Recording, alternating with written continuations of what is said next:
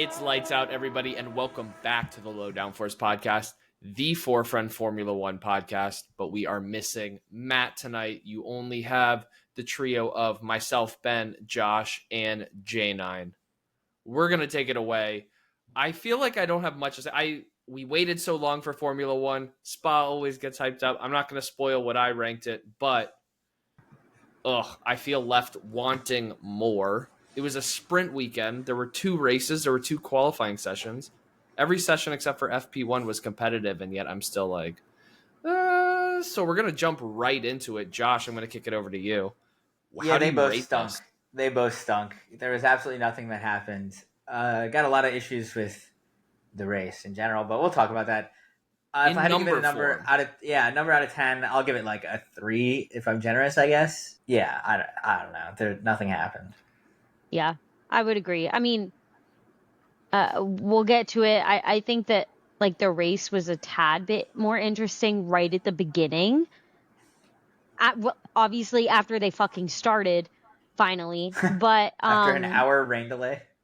I mean, you had some like good overtakes, but then you were excited for like 2 seconds, and then it was depressing. So I would say probably, a 3. I'm agreeing with you, Josh. I might give it a 3.5. I'm normally the optimist. I'm giving this a 1, potentially a 0. Because I think everything you guys say is true. But I think the thing that really frustrates me is the FIA had a chance to make this a great race. J9, you talked about... I have it in my track take. Okay, I'm just going to say it a little bit, but as J9 said, 1.5 hour delay, and then all of a sudden you don't really get the variable conditions all that much in the race, at least as much as you expect and you know from Spa. So I think the fact that it could have been really good, like everything was correct for it, and then it stunk, like makes it feel even worse. And like I mentioned, we just had 2 weeks off. We only have 1 more race before another month off for the summer break. You want these to be bangers, and this one definitely wasn't it. But we mentioned that it was a sprint weekend. So to hop on that first real quick, J9 is going to break it down, although this might also be another 10-second segment since, again, nothing happened. Yeah. I mean, I would say that it was a really cool race if you're a Max Verstappen fan to see this race. You started out with Piastri at pole, Verstappen and Leclerc and Norris all right behind him. I mean, you have some pretty strong contenders there. And then right as we went into, I believe it was turn 4, Verstappen was right behind Piastri in the slipstream and just had a really fantastic overtake. And from there, he didn't lead by much. He was only leading by like less than a second the whole time, but he just had a really good race. And so Verstappen pulled out the win, which was, I guess, a little bit surprising because you expected Piastri or Norris to win for McLaren. So it was really good points for Verstappen, really good points now that Christian Horner is out. And it was the first literal race that Mekis was there. And so it was just a really good time to watch that. Otherwise, it wasn't crazy. There were no penalties. Colapinto had some issues. So did Pierre Gasly. So did a couple others in terms of how they were driving, but nothing too crazy. Nothing to write home about unless you are a Verstappen fan. And then there was a lot to write home about. It felt very much like the Japanese Grand Prix, if you remember, where just the way the cars were set up that you just couldn't overtake. And then, I mean, Max drove great. Again, same thing we were saying in Japan, where, and he said after the race that he had to run 15 quali laps to keep the McLarens behind. But I mean, they were all right there with nothing to do. Yeah, this felt like watching a Monaco race where it's just impossible to overtake. Nothing happens, and they're just driving in circles, and the order stays pretty much the same the entire time. Which I felt was so different than the actual race because there were a lot of overtakes there. Not were there? Really. I don't know. I saw my guy Hamilton overtake a lot of people to get from 18th to 7th. So and then I'm just saying. And then spent the last 3 quarters of the race stuck there. shut the fuck up. I know. I was really pissed about it and I don't know what happened. And then on the broadcast, it was saying that Ferrari had told him to hold off because maybe it was a tire situation, maybe it was something else on the car that they didn't want to overdo it, overheat it, whatever. But then I'm just pissed because he got all the way there and I feel like he had it. Like, I feel like he could have I was pissed. I'll go straight into the race recap. Before we do that, real quick, okay. just to cap it all off, as J9 mentioned, Verstappen takes the win ahead of Piastri and Norris. Leclerc, Esteban Ocon was happy that nothing happened because he winds up taking P5. Carlos Sainz, P6. Not the only Williams we see P6 this weekend. Ollie Behrman, P7, and Isaac Hadjar, P8. So a couple of rookies getting in on the action. I was going to say that was kind of cool to see the rookies getting a little bit of points. That was really good. Also Haas sprint qualifying masterclass. So yeah. But now we'll get to you, Josh. Into the race recap. Like I mentioned briefly earlier, there was over an hour rain delay before the race. They ended up starting the race from the pit lane behind the safety car, did a few laps behind the safety car. The rain lightened up a bit, and then they just did the rolling start that they typically do from a safety car, even though they had the option to do a standing start like a normal race start, even though they were already like 4 or 5 laps in. But they did not do that. And 5 turns into that first lap of racing, Oscar Piastri passes Lando Norris, who was on pole, and that was basically the big thing that happened. Lewis Hamilton started way at the back because he was horrible in qualifying, had his lap time deleted that knocked him out in Q1. And he pitted for slicks basically the lap before all the other contenders. And so that was really the big thing that jumped him up to get in 7th. So the top 10, Oscar Piastri, Lando Norris, Charles Leclerc within the podium, Max Verstappen 4th. Russell did absolutely nothing in 5th. Albon, you mentioned another Williams in 6th. Lewis, like we mentioned, in 7th. Liam Lawson, 8th. Gabriel Bortoleto, 9th. Pierre Gasly with a point in 10th after having a bad sprint race. And Behrman just missed out on the points. He's been struggling. No penalties. That Oscar Piastri overtake on Lando was like the only thing that happened, I feel like. I mean, and it was like super carbon copy from what Max did the day before. Yeah. Right. And I think that, like, Ben, you gave it a 1, maybe a 0, and I give it a 3. I actually want to bring it down because we had so many chances where there could have been an overtake. So you got really excited and then you were let down tremendously. Like, you thought Verstappen might get Leclerc, and it was very close. Like, he was within a second DRS, and then he just didn't. I mean, and no one knows why. You can flip it. You can flip it and say, like, Leclerc did a great job defending, but I mean, no, just the way the cars are set. No, but just the way the cars are set up. We don't like deep. I mean, Russell was almost going to overtake Verstappen. He was very close as well, and then just like. It felt like people were like, no, don't do that. Across the board. I mean, I can't imagine Max, and like we talked about Lewis Hamilton earlier, like parked in DRS pretty much the entire race with nothing they could do. And Spa is one of those tracks, obviously, where Max made the overtake in the sprint on the Kemmel Straight, where Oscar did the same on Lando in the race. As long as you have the speed, as long as the car is set up to have high speed in that straight, there's not a lot of great overtaking opportunities. And otherwise, I mean, and the other part that the FIA missed, and this is, I wouldn't say their fault because they tried something different, but we got really excited about, the hards were the C1s. Save it. Or I'll go. Am I allowed to talk on this pod? No, Josh apparently not. That it's only about Josh and his track take. Let's get into the track take. I'm going straight to the track take. Fine, right Josh. Now. I want to talk.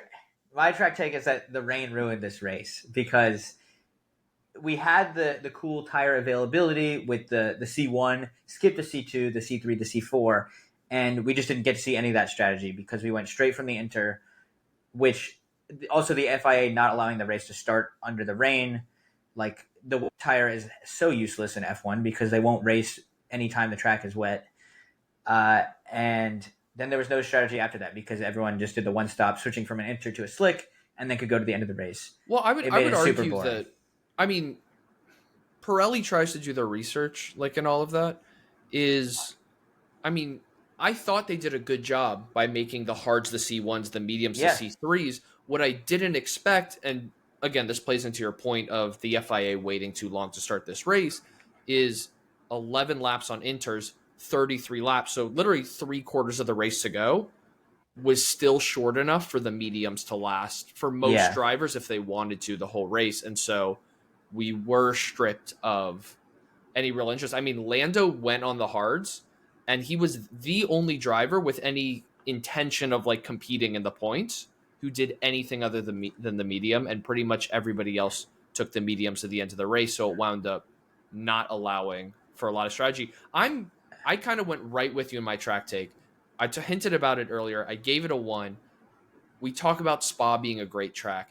You go back, look at the legendary races. The thing they have in common is chaotic weather all over the track. And until the FIA is willing to let them race with either inters or full wets in proper rain, Spa is going to be an overrated track. We're going to build it up every year, and we're going to be disappointed until we're actually able to race in the rain. When was the last time we saw a full wet tire in the race? I don't know. Before this podcast, like never, that's for sure. I'm intrigued, though. I wonder if they have some sort of feeling of they don't want to make this particular race too iffy with rain because there have been deaths, because it's one of those tracks that if you go too fast, it could be an issue. If you can't see, it could be an issue. Like, I just wonder if, obviously safety is always on their mind, but if it's even more this track because of its history, because they really don't want to make it unsafe for drivers. And quite honestly, like, yeah, I love, okay.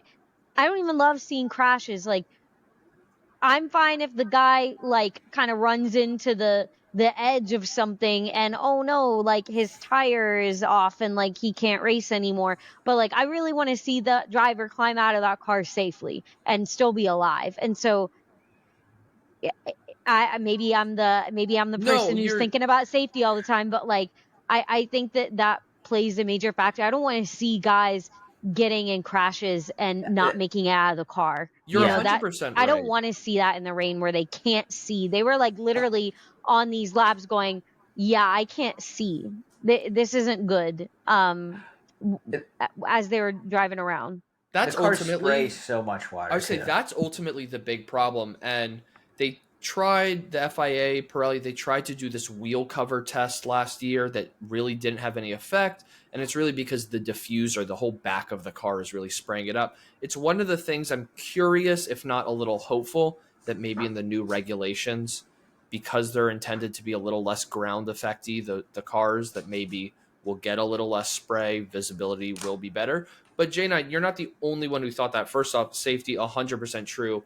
Because of how reliable the cars are, especially in Formula One, we forget how dangerous of a sport this is. How fast. I mean, Eau Rouge, everybody talking about, is flat out now. I mean, it's nuts. But another person who would agree with you was Fred Vasseur, who said, you say you wanted a better race, you wanted the better changeable conditions, things like that.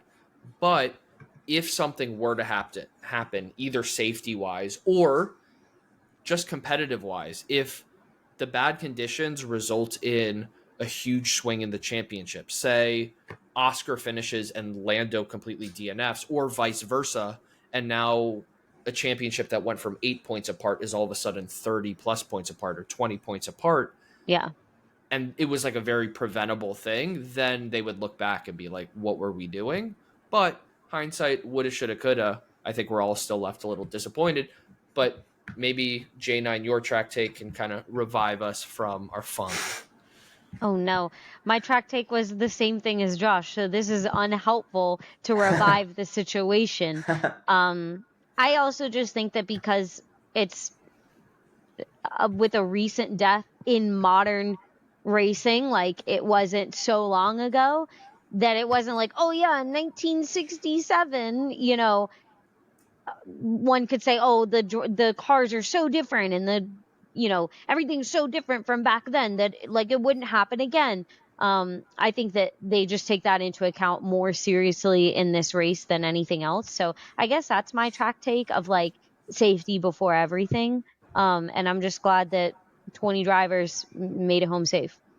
I don't know. That's certainly true. I mean, yeah, you're spot on. Nobody even DNF'd. I mean, the last death no at one Spa, DNF'd. I mean, the in last the rain death too, which is crazy. The last death at Spa, like in a Formula One or Formula One feeder series, was only 2 years ago. So right, it's certainly still fresh on the mind. We saw on the broadcast Antoine Hubert, who passed away in 2019. He was the F2 driver. He was in the garage with Pierre Gasly's mom, obviously. Pierre Gasly and Antoine Hubert were best friends. So certainly very...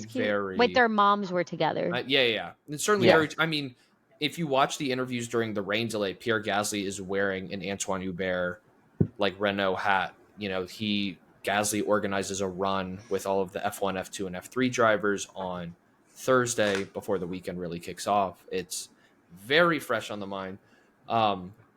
But, you know, we feel gross about this race. We obviously want people to be safe. You won't have to wait too long. We are in the middle of a doubleheader, so we are going right to Hungary. So plenty to get excited about again. And then there actually is the true summer break, so we really got to enjoy this one. We hope it's a banger, but cherish it while you can, because then there's going to be an entire month without Formula One. But before we jump too far ahead, of course, we got to wrap it all up with our tops and flops of the weekend. J9, I'm going to come right back to you. Woo! Let's get a little high note going on. Let's restore it here. Who was your top? Okay. Hamilton. There we go. And Ferrari's tire strategy there. Josh said it earlier, being able to switch on to from the intermediates to a medium, I believe. He was able to just jump so many positions. I think Ferrari's just really sucked this year compared to the other years. And yeah, he ended in 7th, but that was some really critical points, I think. And Leclerc did a really good job at cementing 3rd. So overall, it wasn't Ferrari's worst race, and we've seen them do much, much, much worse. I feel like in some ways, minus qualifying, this is actually one of their better weekends. Yeah. And especially if Kimi Antonelli continues to struggle, it really helps Ferrari keep P2 in the constructors, and that's great for them. And J9, you mentioned earlier that Lewis was having trouble with the car. He had to lift and coast because the car didn't have enough gas in it. Wouldn't have had enough gas in it. Wow. So, I don't know if that was because of the safety car, the rain, or something like set the car up differently, then they were going to run out of fuel, but he didn't. And even though he couldn't really race at the end, 7th was still good based on where he started. Must be the fuel. Yeah. Stop clowning you my team. You might need that. Stop clowning my team. His car would have been too heavy, if he had too much. I went with Alex Albon. So we talked about Lewis Hamilton. You got to address the other side of it, because I think in hindsight, maybe because you look at, Charles, kept Max stuck behind him all race. There weren't as many overtakes as maybe we expected, but the tear that Lewis Hamilton was on, I mean, at this point, he was up 11 positions from where he started. You thought, oh, surely he's still got it. He's going to run through Alex Albon the way he had everybody previously. We saw it get really, really close, and Alex Albon just held on. And it all comes back to qualifying. He has a great qualifying to put a Williams, which has struggled in recent weeks. There was a lot of talk, even in our preview, even in our review of the British Grand Prix, the previous race, of, is Kick Sauber going to catch Williams? Everybody else seems to be catching Williams up, and not just getting a couple points, but a P6, 8 points. That's big. I still expect Antonelli in a Mercedes to finish higher than Alex Albon at the end of the season, but Alex Albon is now on 54 points, only 9 points behind Kimi Antonelli. That would be pretty nuts. In talking about recent Formula One history, the difference between the big teams and the small teams, if Alex Albon jumped a Mercedes in the final driver standings, that would be quite a successful year, especially when Williams is targeting, success a couple years down the road even still. How embarrassing would that be for Mercedes? Their engine is in a McLaren and a Williams, and they would be beat by all of this. Also, can I give a little top to Lando and Lewis, who both were seen comforting Kimi Antonelli, who was crying after getting knocked out in qualifying. And I know we saw it, obviously, the first race. I just want to cry. I know, we saw it the first race of the year with Isaac Hadjar spinning out literally on formation that was lap. so sad. And obviously we saw Lewis Hamilton's dad comforting him in the paddock. You saw after the driver's parade, you saw Lando, with his arm around Kimi Antonelli, kind of hyping him up. The day before, after qualifying, Lewis was seen leaving the Mercedes hospitality, talking to Kimi Antonelli. So I think we built up the rivalries all we want, but these guys are of the only 20 in the world who are currently doing what they do, and that comes with a brotherhood that we all seem on the internet to hate different drivers more than any of them do. Yeah. So at least that makes me a little happy. Except for George and Max might be enemies, but maybe not. They might be teammates next year. They Who are. knows? I think that's all for PR. Yeah, I think you might be right there. I think they're just like, "Aw, man, you suck." Whatever. My top is Gabriel Bortoleto. I had predicted him to be the best rookie of the weekend.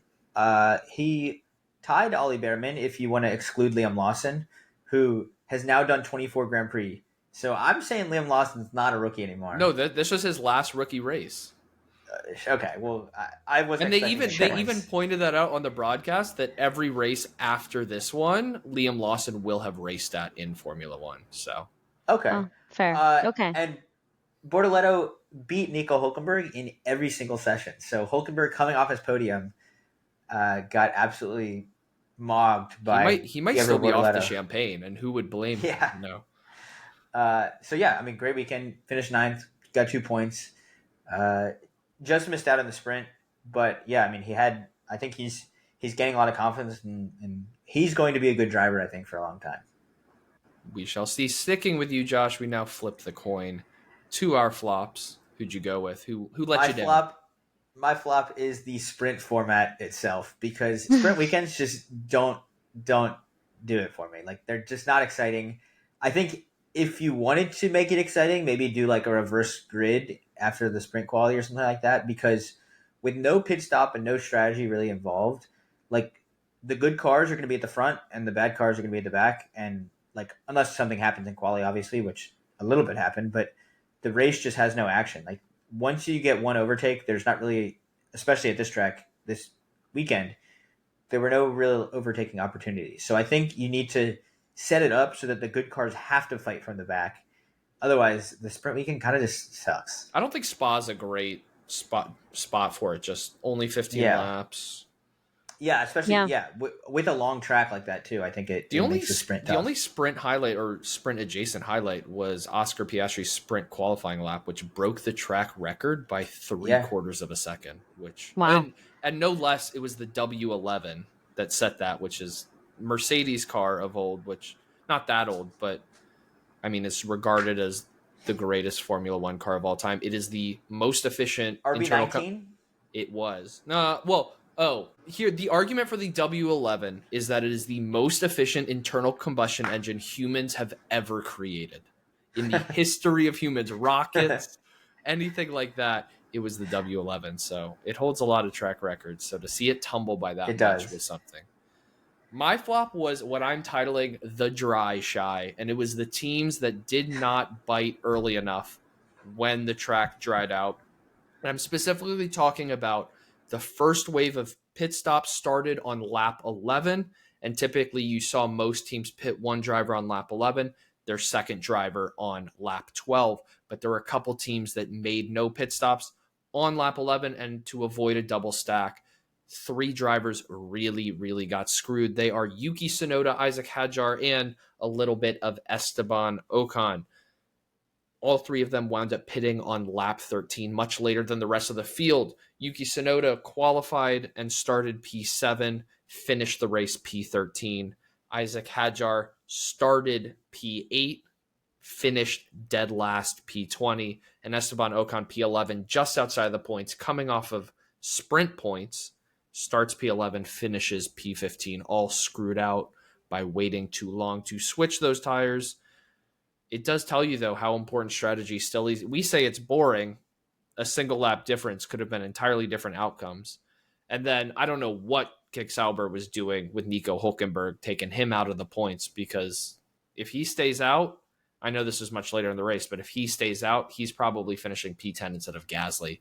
because Gasly was just so much further back. Yeah. Yeah. And I mean, my flop is kind of along the same lines, but my flop would be Ollie Behrman. I mean, he now has, he's joined the ranks of a few to score in the same position other than first in like consecutive races. He's finished 11th in the past, 3 races? That's just depressing, man. Like, you're just on the cusp, but then you're not. Like, you just don't get any points. You're consistently getting 11th. Like, are you going to make it or are you not? And I felt really bad for him, but at the same time, he hasn't been performing well. I think I expect more from him this season, and I'm not getting it. Manage points in the sprint. I will say it's been a while for him scoring points in a race. I forget what it was. They mentioned it on the broadcast, but it's been since like the 4th race of the season or something like that. Yeah. It has been a minute. And another record that certainly, again, I talked about Yuki kind of got screwed out strategy.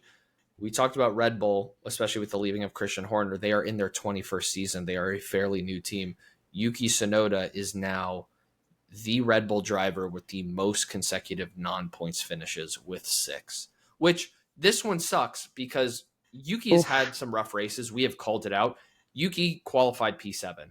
Like, he finally found his form and then got screwed out. So you hate to see it. What we don't hate to see is our Predictors Championship, because some of us did quite well. But Josh has those breakdowns for us. What do we got? Let's end on a high note, baby. Well, it's not really a high note for me because I finally had a bad week. Both Jane and I only got 2 points. Ben, you got 4 points. You did pretty well. Yeah. And you and Matt both got your entire podiums correct. So that was crazy. Matt got 7 points this week, which I think is the most in a single week this season. Oh my gosh. That's so epic. Yeah. So are you scared? A little bit. So I'm still in the lead with 29 points. Matt's behind with 24. Like, he made a large jump. He gained 5 points on me. J9, you're not far behind Matt with 21. So it's still pretty close there. And then Ben lagging back with 17. But like, if you have a few weeks like this, then I said at the halfway point in the season, I said, don't call it a comeback. Matt got his hot take of all rookies finishing the race, which I didn't expect to happen in the rain because the rookies have all been struggling in the rain. If we started 30 minutes earlier, maybe that wouldn't have happened. Yeah. A lot wouldn't have happened if we had started then. That's true.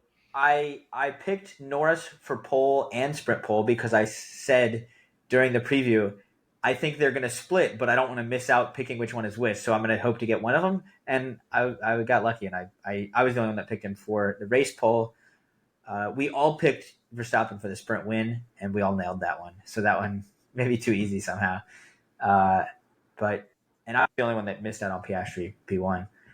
But still, I mean, now we're over halfway through the season. So collectively, that's got to be one of our highest scoring. I know Matt and I, especially Matt, did heavy lifting, but I think collectively that's pretty sweet. I'm scrolling through them. I'm going to say yes. The first race of the season might have had more. First race of the season had 17 total points. This race had a little less. So we're close, though. It happens, but we won't have to wait too much longer till we make predictions again because, as I mentioned earlier, it is a doubleheader. We are heading right to Hungary, less known for rain, more known for very hot temperatures this time of year. So we will see how everybody fares there. You don't have to wait long because our predictions episode is coming out very, very soon. So until then, everybody, stay speedy. Goodbye.